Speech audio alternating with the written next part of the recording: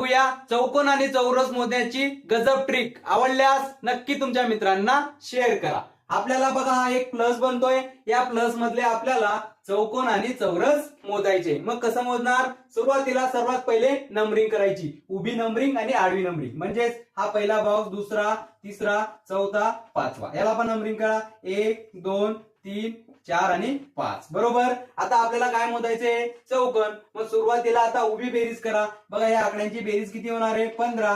बरोबर. नंतर आडवी बेरीज करा. यांची बेरीज किती होणार आहे? ही पण किती होते? 15. बघा आता आपल्याला चौकोन मोजायचे. म्हणजेच किती चौकोन झाले? 15 अधिक 15. पण हा बघा हा दोनदा मोजला गेला. त्याला काय करावं लागेल? एकदा वजा करावं लागेल. म्हणजे किती होतील? 15 आणि 15 30. त्याच्यामधून एक गेला. 29 चौकोन या आकृतीमध्ये असतील. आता चौरस मोजू. चौरस म्हणजे काय मित्रांनो? चौरस म्हणजे असा हा एक सिंगल बॉक्स. किती बॉक्स आहे? आडवे 5 आहे आणि उभे 5 आहे. म्हणजेच किती झाले? 5 आणि 5 10. बरोबर. पण हा डबल मोजला गेला म्हणून याच्यामधून एक मायनस करा. किती असतील मग चौरस? 9 चौरस या आकृतीमध्ये असतील. सिंपल.